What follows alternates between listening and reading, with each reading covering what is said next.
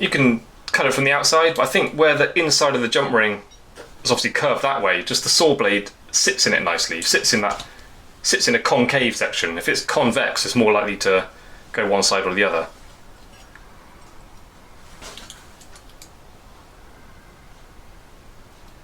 So I'm holding the parallels right across the side, nice and close to the join.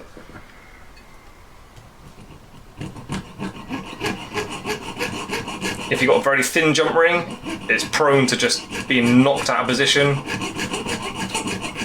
So I'm just cutting very gently. You should really use your thinner saw blade. This was a cut 3 or 4. It's not cut 3, this is a cut 4. Cut 6 is nice because it's very fine, doesn't knock the metal about, it just cuts through it without putting pressure on it. And also you're taking the minimum amount of metal out of it. So if you made it a specific size, a thick saw blade kind of ruins it. It has to close up, it's not quite round anymore, and you reduce the size of it quite a lot.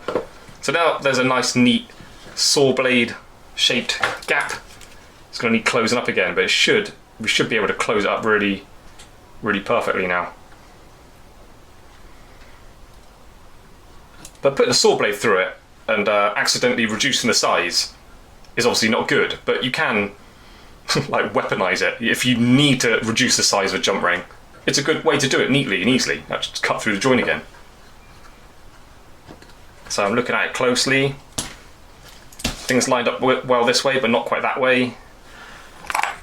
Get your loop, have a close look. I've closed up really well, but only side to side. One side, this side's up a little bit. Like if you're doing any kind of jump ring, making a collet or something, like I did a wire collet video, that was basically 2 jump rings with wires around the side. Yeah, it's really important to get the joins really good. Add strength, takes less solder, your solder joins will be stronger. Solder's more likely to go in the join rather than flood off the side. If the solder's got choice between going across a gap or just going down the side of another bit of metal, it's always going to go to the metal. It's very difficult to get solder to fill up a gap. So that's quite good. Looking at it, it's not quite perfectly round, but it's very round. So I would put a tiny bit of solder on there, and then if it was important that was really ultra perfectly round, I would I think I'd go for my punch. I would just gently knock it down into that.